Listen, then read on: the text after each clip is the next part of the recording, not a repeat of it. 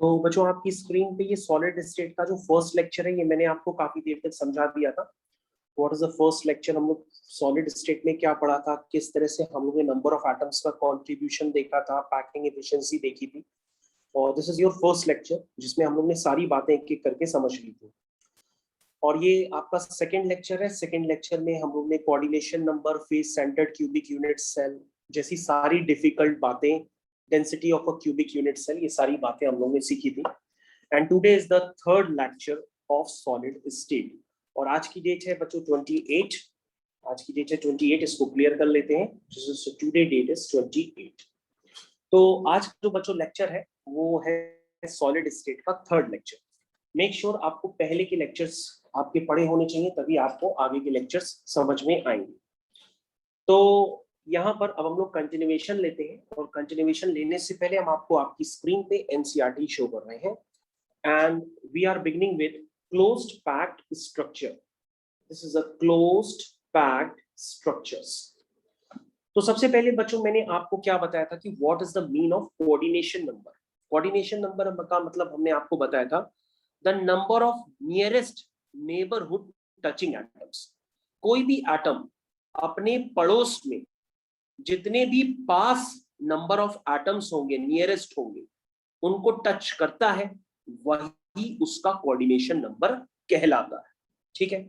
जैसे बच्चों आपको कोऑर्डिनेशन नंबर मैंने काफी देर तक बताया था, लेकिन अगर आप तो भी ना समझ पे आए हो तो आप यहाँ पे समझ सकते हैं। लेट से आपकी स्क्रीन पर देखिए, मैं एक एटम को डार्क कर रहा हूँ।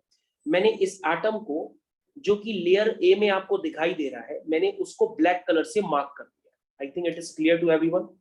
अब मैं अगर मैं आपसे पूछूं कि ये एटम सेम डिस्टेंस पर कितने एटम को टच कर रहा है, तो तुम करोगे कि सर एक इसको कर रहा है, एक इसको कर रहा है, एक इसको कर रहा है, एक इसको कर रहा है।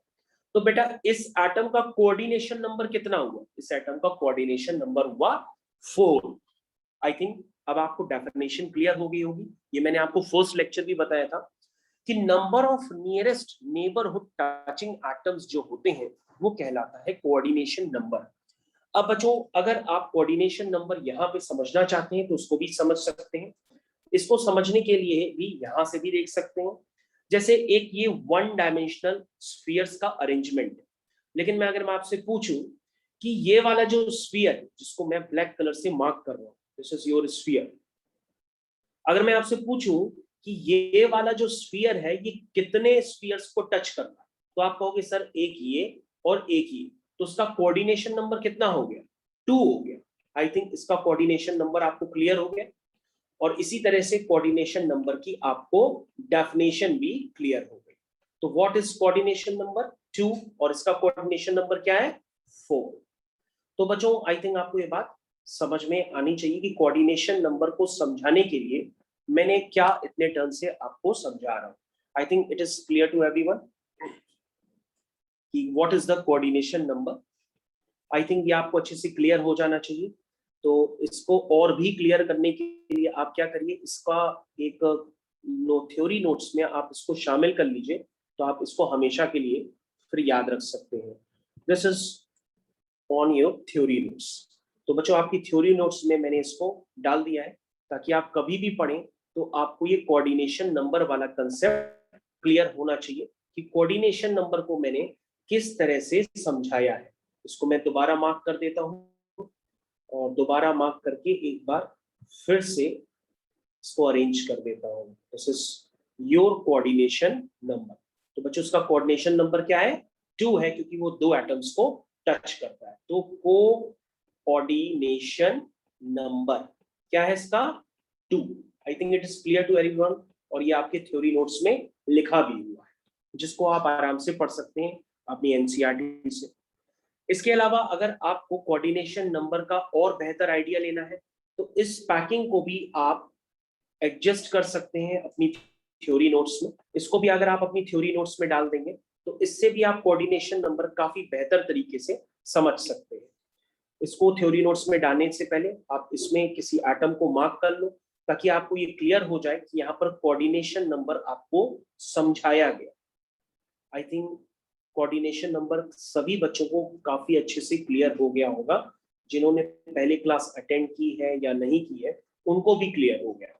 The number of nearest neighbourhood touching atoms, तो बच्चों इस केस में कोऑर्डिनेशन नंबर क्या है आपका? 4। क्या है? 4। तो आई think it is clear for everyone. अब बच्चों हम लोग यहाँ पर आगे कंटिन्यूएशन में लेते हैं और कुछ बातों को समझते हैं। तो बच्चों आपके पास एक वेल डिफाइंड स्ट्रक्चर है, इसको हम लोग समझने की कोशिश करते हैं और देखते हैं इसमें क्या समझना पड़ता है। सबसे पहले बच्चों हम लोग क्या करते हैं, इस वेल डिफाइंड स्ट्रक्चर को अपने थ्योरी नोट्स में डाल देते हैं। इस वेल डिफाइंड स्ट्रक्चर को अपने थ्योरी नोट्स में डाल देते हैं, तो आपको वहां से समझाते हैं। तो these are your theory notes. तो बच्चों अगर आप ध्यान से देखें तो आपको यहाँ पर मैं कुछ बातें समझाने वाला हूँ। तो सबसे पहले बच्चों आप यहाँ पर देखिए कि इस सिस्टम में सबसे पहले एक लेयर रखी गई है, उस लेयर को मैं मार्क कर रहा हूँ, सबसे फर्स्ट लेयर। तो जो फर्स्ट लेयर है बच्चों मैं उसको रेड कलर से मार्क कर रहा हूँ। This is your first layer. I think first layer आपको क्लियर होगी। जो सबसे फर्स्ट लेयर जो है इन एटम्स जो कि स्फेरिकल फॉर्म में होते हैं, उनके अरेंजमेंट्स की जो फर्स्ट लेयर है, ये सभी बच्चों को काफी अच्छे से क्लियर हो गई होगी। उसको मैं रेड कलर से मार्क कर रहा हूँ। This is in red colour. तो बच्चों जब आप इस अरेंजमेंट को ना समझ पाए तो उसी केस में आप क्या कर सकते हैं, अपने घर में जो बॉल होती है जिससे बच्चे खेलते हैं, उन बॉल्स को लेकर के भी सोच सकते हैं। तो सबसे पहले मैंने जो फर्स्ट लेयर है उसको रेड कलर से अरेंज किया हुआ है। अब बच्चों जो फर्स्ट लेयर है, उस फर्स्ट लेयर से क्रिएट होने वाले खाली जगह देखो, खाली जगह को हम लोग सॉलिड स्टेट में वॉइड्स कहते हैं। वॉइड्स मतलब खाली जगह, या हम उसको इंटरस्टिशियल वॉइड्स भी कहते हैं। तो बच्चों आपको वॉइड्स कहाँ नजर आ रहे हैं? वॉइड्स नजर आ रहे हैं? कहोगे सर वो जो वॉइड्स है उसको यहाँ पे मार्क किया गया है। हमने कहा मार्क किससे किया गया है? ध्यान देखो, यहाँ पे आपको वॉइड्स खूब सारे नजर आ रहे हैं, लेकिन उन वॉइड्स को मार्क किया गया है। किससे मार्क किया गया है? ओ से मार्क किया गया है। किससे मार्क किया गया है? ओ से।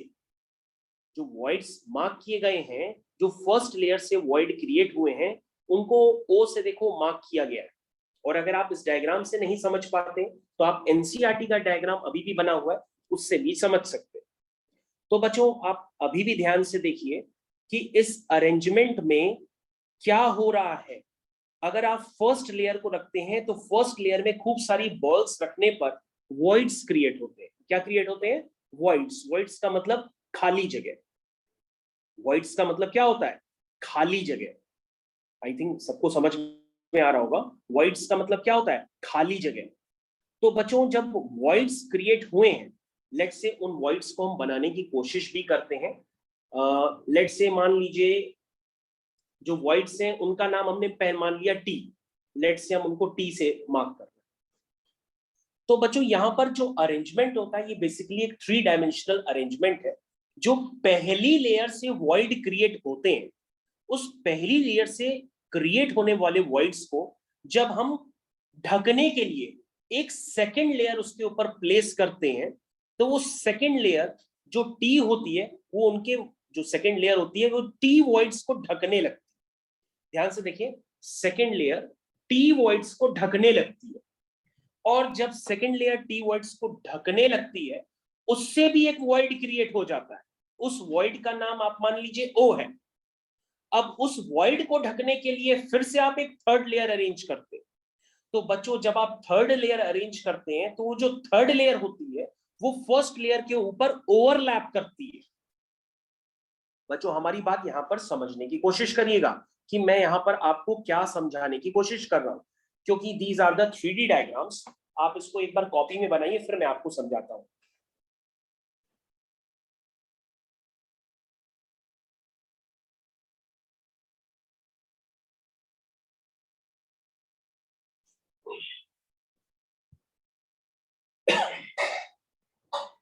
तो आप सबसे पहले इस डायग्राम को कॉपी में बनाइए, तो मैं आपको समझाता हूं विद कलरफुल मेथड्स।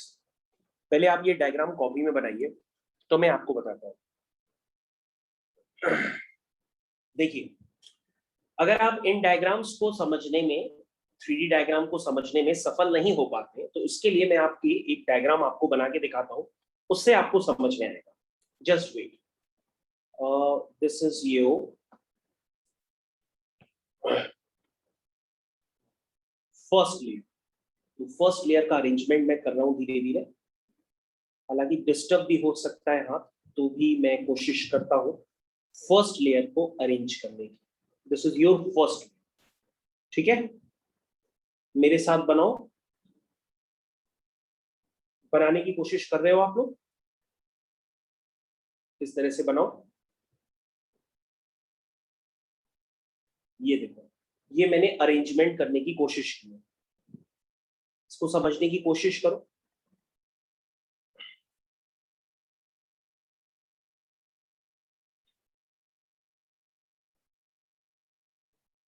दोबारा इसको बना लेते हैं।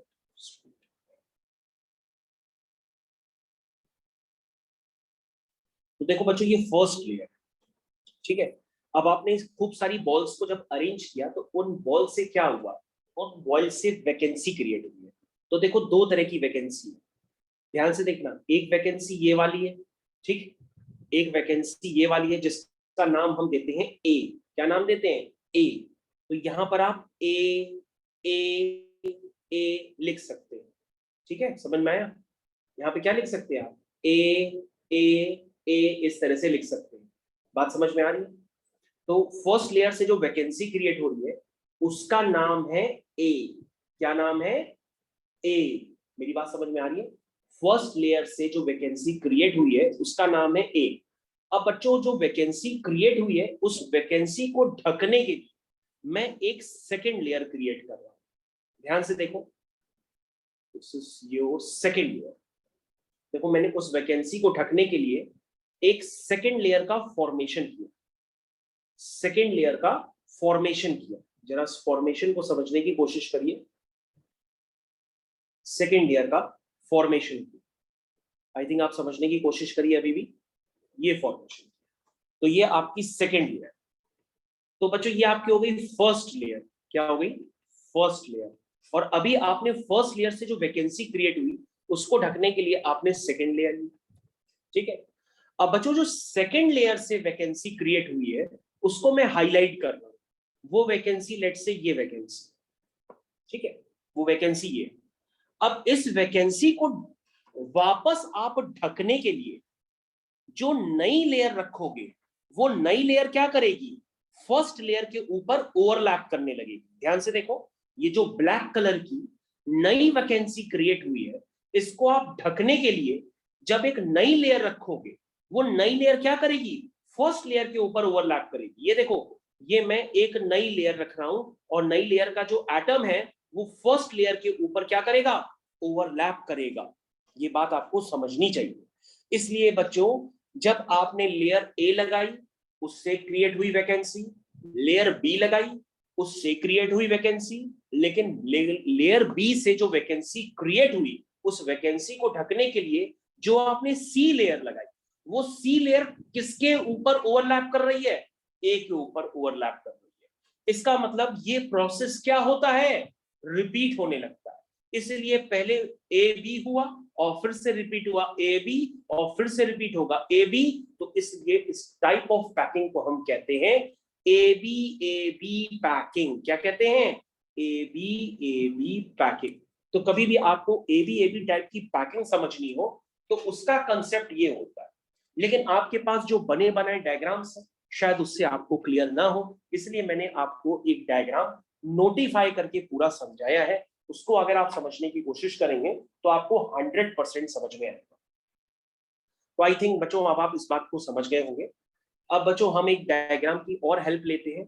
ये जो वॉइड्स क्रिएट होते हैं उनको भी आपको समझाने की कोशिश करते हैं।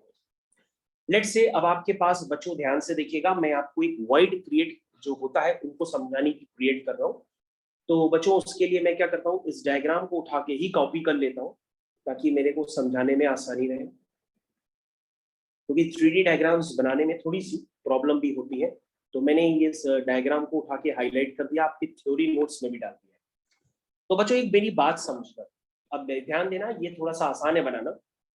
आपने अगर फर्स्ट लेयर में मान लीजिए 3 बॉल्स रखी, अगर आपके पास बॉल्स नहीं है तो आप घर पे नींबू उठा सकते हो। 3 नींबू एक लेयर में रख दो। जब 3 नींबू एक लेयर में रखोगे तो उन तीनों के बीच क्या क्रिएट होगा? एक वॉइड क्रिएट होगा। वो वॉइड दिखाई देता है, उस वॉइड को मैं ब्लैक कलर से मार्क कर देता हूं या कोई दूसरा कलर ले लेता हूं, लेट्स से ब्लू कलर। ये ब्लू कलर बीचों बीच बनेगा 3 नींबू के बीच बनेगा ना। अब इस वॉइड को ढकने के लिए आप क्या करोगे, ऊपर से एक नया स्फीयर लाओगे और इसके ऊपर रख दोगे। जैसे ही ऊपर से एक नया स्फीयर इसके ऊपर ला करके रख दोगे तो आपका स्ट्रक्चर कैसा दिखाई देगा, आपका स्ट्रक्चर कुछ इस तरह से दिखाई देगा। यानी कि तीन स्फीयर से जो कि फर्स्ट लेयर यानी कि जो ग्राउंड पे रखे हुए, उनसे जो क्रिएट होने वाला वॉइड है उसको ढकने के लिए आपने चौथा स्फीयर उसके ऊपर रखा और वो वॉइड ढक गया। तो बच्चों ये जो वॉइड होता है, इस वॉइड को अगर आप ज्योमेट्री समझना चाहें तो इस वॉइड की ज्योमेट्री समझने के लिए आपको कुछ नहीं करना होगा। जो आपने घर में अरेंजमेंट किया है, यानी पहले 3 नींबू रखे हैं और 3 नींबू से जो बीचों बीच खाली जगह क्रिएट हुआ है उसको ढकने के लिए उसके ऊपर एक नींबू रख लिया। अब क्या करो, नींबू के जितने भी सेंटर्स है उनको आपस में ज्वाइन कर लो। नींबू के जो भी सेंटर्स हैं उनको आपस में ज्वाइन कर लो। और अगर आप ज्वाइन करना समझ नहीं पा रहे हो तो मैं आपको ज्वाइन करना समझाता हूं। ये देखो किस तरह से ज्वाइन होगा, ये वाला इससे ज्वाइन होगा, ये वाला इससे ज्वाइन होगा, ये वाला इससे ज्वाइन होगा। सबके सेंटर्स आपस में ज्वाइन कर लो। जब सबके सेंटर्स आपस में ज्वाइन कर दोगे तो आपके पास एक ज्योमेट्री क्रिएट हो जाएगी उस वॉइड के चारों तरफ। वो ज्योमेट्री कौन सी ज्योमेट्री होगी, टेट्राहेड्रल ज्योमेट्री। इसलिए हम इस वॉइड को क्या कहते हैं, टेट्राहेड्रल वॉइड। तो बच्चों आपको याद रखना होगा कि कभी भी आपसे कोई टेट्राहेड्रल वॉइड का जिक्र करे तो आप समझ जाइएगा वो वॉइड 4 वॉइड्स के कंट्रीब्यूशन से बना है। आप ये बात समझ जाइएगा कि वो वॉइड 4 वॉइड के कंट्रीब्यूशन से बना है, इसलिए हम उसको टेट्राहेड्रल वॉइड कहते हैं। तो आप इस बात को स्पेसिफाई भी कर सकते हैं अपने नोट्स में। टेट्राहेड्रल वॉइड, ठीक है, is the contribution of 4 sphere, is contribution of 4 spheres। ये 4 spheres के contribution से बनता है। इसके अलावा बच्चों अगर आप दूसरी ज्योमेट्री की तरफ समझना चाहे तो उसको हम लोग ऑक्टाहेड्रल वॉइड कहते हैं। ऑक्टाहेड्रल वॉइड कैसे बनता है, ऑक्टाहेड्रल वॉइड बनाने के लिए आप फर्स्ट लेयर में ऐसे ही 3 नींबू रख दीजिए। फर्स्ट लेयर में 3 नींबू रख दीजिए, अपने घर से उठाइए फ्रिज में जाके 3 नींबू और उनको इस तरह से रख दीजिए। और 3 नींबू रखने के बाद उनसे जो वॉइड क्रिएट होगा, अब उस वॉइड को ढकने के लिए आपने क्या किया, एक दूसरी लेयर ले आए। ये है आपकी दूसरी लेयर यानी कि सेकेंड लेयर। और सेकेंड लेयर आपने उसके ऊपर प्लेस कर दी जिससे वो आपका जो नीचे वाला फर्स्ट लेयर से वॉइड क्रिएट हुआ था वो ढक गया। तो तुम कहोगे इस वॉइड को ढकने के लिए ओवरऑल 6 स्फीयर्स का कंट्रीब्यूशन हो रहा है। तो जब 6 स्फीयर्स का कंट्रीब्यूशन होता है तो उस वॉइड के चारों तरफ जो ज्योमेट्री बन के आती है वो एक ऑक्टाहेड्रल ज्योमेट्री बन के आती है। और अगर ऑक्टाहेड्रल ज्योमेट्री आपको समझनी हो तो उसमें कुछ नहीं करना पड़ता है। आप उस ज्योमेट्री को समझने के लिए ये जो स्फीयर्स है इनके सेंटर्स को आप ज्वाइन कर लीजिए लाइक दैट। ये देखिए मैं आपकी स्क्रीन पे ज्वाइन कर रहा हूं और नीचे भी आप ज्वाइन कर लीजिए और ये एक दूसरे के ऊपर ओवरलैप कर दीजिए। तो बच्चों जैसे ही ओवरलैप करोगे तो आपके पास एक ज्योमेट्री क्रिएट होगी और ओवरलैपिंग डायग्राम आपको कुछ इस तरह से नजर आएगा। तो बच्चों इस तरह की ज्योमेट्री को हम लोग कहते हैं, कैसी ज्योमेट्री कहते हैं, ऑक्टाहेड्रल ज्योमेट्री। फिर से इसको बनाने की कोशिश करता हूं, जस्ट वेट। ये देखो बच्चों ये ऑक्टाहेड्रल ज्योमेट्री क्रिएट होकर के आएगी। तो बच्चों यहाँ बीचों बीच एक वॉइड होता है। अब ये वॉइड जो है 6 स्फीयर्स के कंट्रीब्यूशन से बना है, इसलिए हम इसको ऑक्टाहेड्रल वॉइड के नाम से जानते हैं। तो आई थिंक आपको ये बात समझ में आनी चाहिए कि टेट्राहेड्रल वॉइड है तो वो 4 स्फीयर से सराउंडेड होगा, ऑक्टाहेड्रल वॉइड है तो वो 8 नहीं 6 स्फीयर से सराउंडेड होगा। आई थिंक आपको समझ में आ गया होगा कि octahedral void surrounded by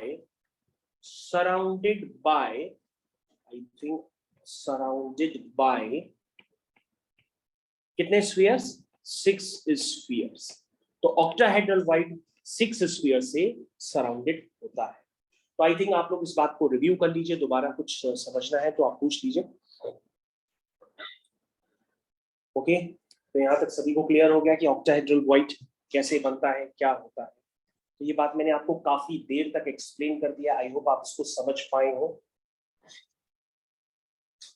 okay, तो this is your tetrahedral and octahedral whites.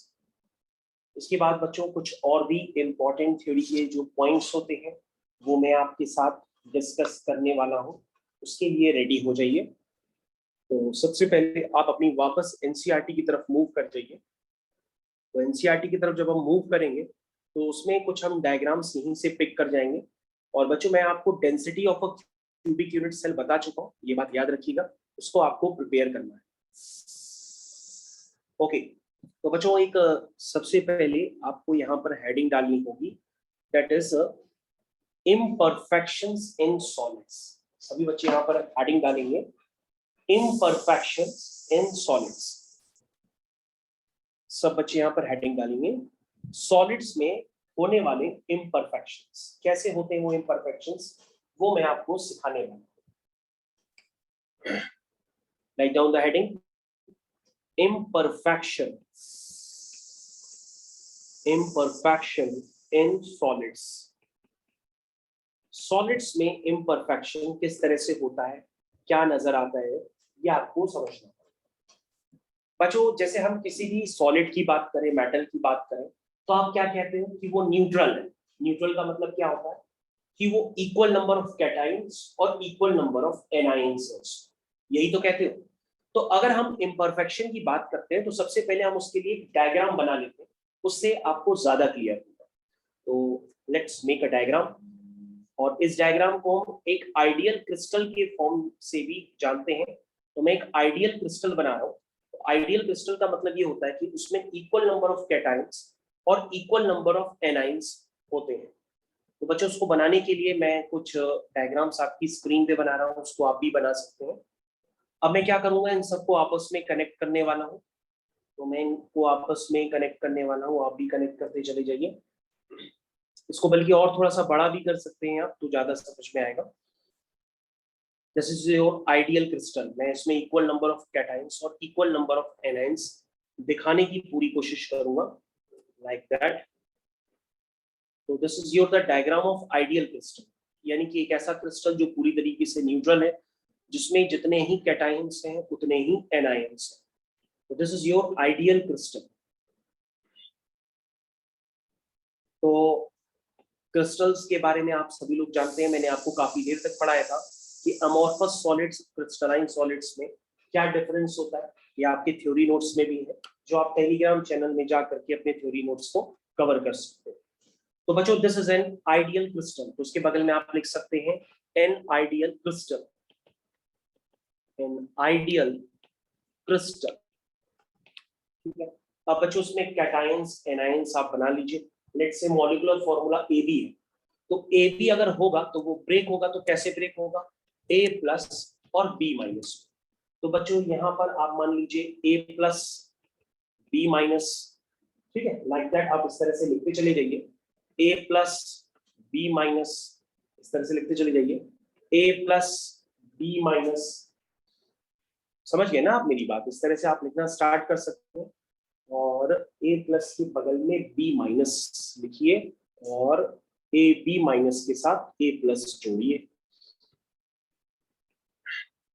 तो B माइनस A प्लस, उसके बाद क्या आएगा, B माइनस A प्लस, फिर A प्लस, फिर B माइनस, फिर A प्लस, फिर B माइनस, फिर B माइनस, फिर A प्लस, फिर B माइनस, फिर A प्लस।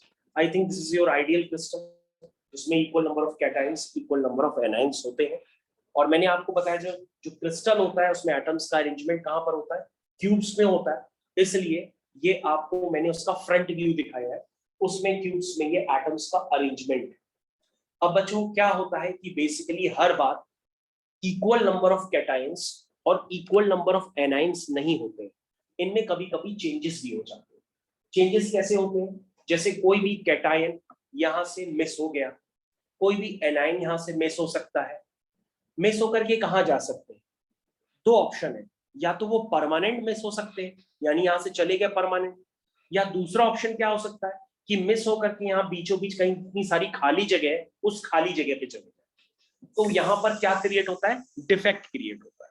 तो डिफेक्ट यहाँ पे दो तरीके से क्रिएट हो सकते हैं, या तो आप कैटायंस और एनायंस जो देख रहे हैं वो मिसप्लेस होकर के बीचों बीच किसी खाली जगह यानी वॉइड पे चले, और एक तरीका ये हो सकता है कि वो परमानेंट यहाँ से हट जाए। तो दो तरह के यहाँ पर इम्परफेक्शंस देखने के लिए मिलते हैं जो एग्जाम में आपसे पूछे जाते हैं। तो उन दोनों तरह के इम्परफेक्शंस का क्या नाम है, सबसे पहले आप वो लिख लीजिए। उन दोनों तरह के इम्परफेक्शंस का नाम होता है, एक का नाम होता है शॉर्ट की और दूसरे का नाम होता है फ्रैंकल। एक का नाम होता है शॉर्ट की और एक का नाम होता है फ्रैंकल। लेकिन अगर आप कंफ्यूज हो रहे हैं तो मैं आपको एक तरीका बता देता हूं। जब बहुत ही तेज शॉट पड़ता है तो बॉल कहां चली जाती है, स्टेडियम के बाहर चली जाती है। तो शॉर्ट की डिफेक्ट में क्या होगा कि यहां पर परमानेंट मिसिंग हो जाएगी एनायंस या कैटायंस। जब कैटायंस या एनायंस अपनी प्लेस से परमानेंट मिस हो जाए तो समझ लीजिएगा उस डिफेक्ट को हम लोग कहते हैं शॉर्ट की डिफेक्ट। लेकिन वो परमानेंट मिस ना हो करके अगर बीचों बीच खाली जगहों पे चले जाते हैं तो उसको हम लोग कहते हैं फ्रैंकल डिफेक्ट। तो दो तरह के डिफेक्ट होते हैं, एक होता है शॉर्ट की, एक होता है फ्रैंकल। तो बच्चों आपको ये दो डिफेक्ट याद रखने होंगे और इन दो डिफेक्ट्स को मैं लिखवाना चालू कर रहा हूँ, और नेक्स्ट टर्न पे क्या करूंगा, इनके बीच का एक डायग्राम भी होता है वो भी मैं दिखाने की कोशिश करूंगा। तो सबसे पहले बच्चों आप यहाँ पे डाल सकते हैं शॉर्ट की, लिखिए शॉर्ट की डिफेक्ट, और उसके जस्ट बगल में आप हेडिंग डाल सकते हैं Frenkel defect. Frenkel defect.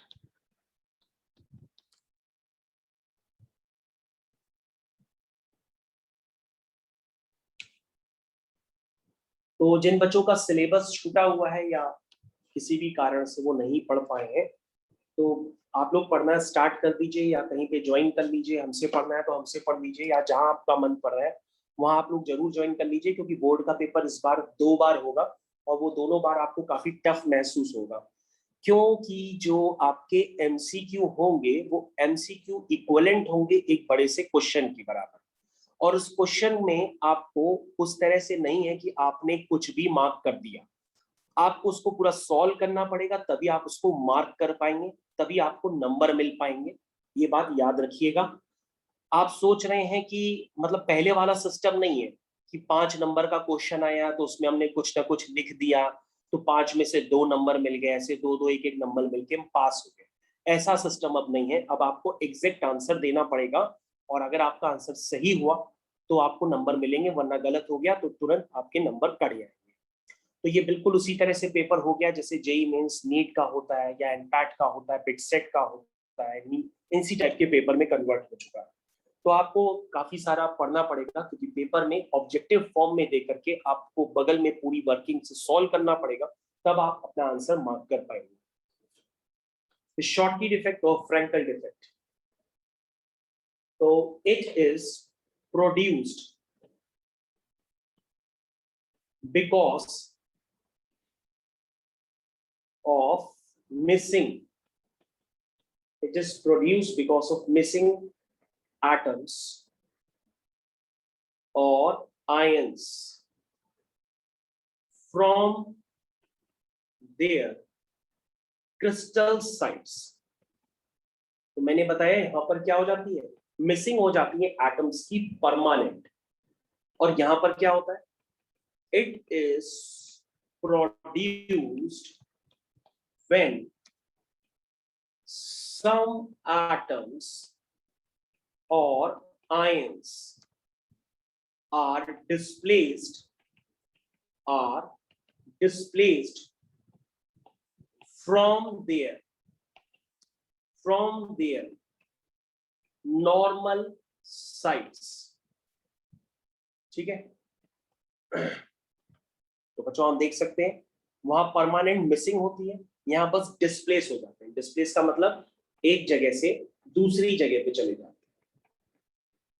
The presence of Schottky defect, the presence of Schottky defect lowers the density of crystal, इससे जो डेंसिटी होती है क्रिस्टल की वो कम हो जाती है। ठीक है, यहाँ पर एटम्स परमानेंट मिस हुए नहीं है, इसका मतलब वो वहीं पर कहीं है। इसका मतलब यहाँ पे जो डेंसिटी होगी वो अनअफेक्टेड होगी, it does not affect the density of crystal. तीसरा, okay, it is generally shown by ionic solids। ध्यान से देखिएगा, it is generally shown by, ये कौन शो करते हैं? आयनिक सॉलिड्स शो करते हैं। तो मैंने आपको ये बहुत प्रॉपर तरीके से लिखवा दिया है। having high coordination number, high coordination number। ठीक है, और भी लिख सकते हैं, and in which cations and anions are of equal size। तो मैंने तीन डिफरेंसेस एक ही डिफरेंस में मर्ज कर दिए हैं। एग्जाम्पल भी लिख देता हूं, जैसे सोडियम क्लोराइड, सीजियम क्लोराइड, ये इसके एग्जाम्पल है शॉर्टकी डिफेक्ट। अब हम लोग चलते हैं फ्रैंकल डिफेक्ट की तरफ। तो फ्रैंकल डिफेक्ट में क्या होता है? It is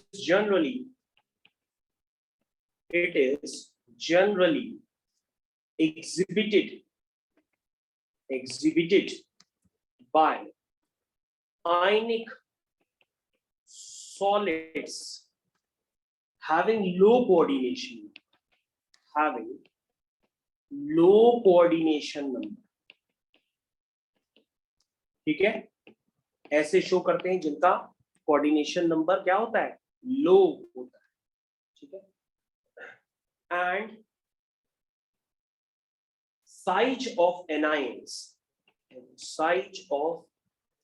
anions are larger than cations। इसका आप एग्जांपल भी लिख सकते हैं। इसका एग्जांपल है सिल्वर क्लोराइड, जिंक सल्फाइड, ये इसके एग्जांपल्स होंगे। तो बच्चों इस तरह से ये डिफरेंस जो है ये आपका फिनिश हो गया है, और आपके पास होमवर्क में एनसीईआरटी के काफी सारे क्वेश्चंस हैं जो अब आप कर सकते हैं। तो आप अपने होमवर्क में एनसीईआरटी के क्वेश्चंस भी कर सकते हैं, उसको करना चाहें तो। बच्चों इस तरह से ये फ्रैंकल और शॉर्टकी डिफेक्ट में डिफरेंस है जो मैंने आपको पूरी तरीके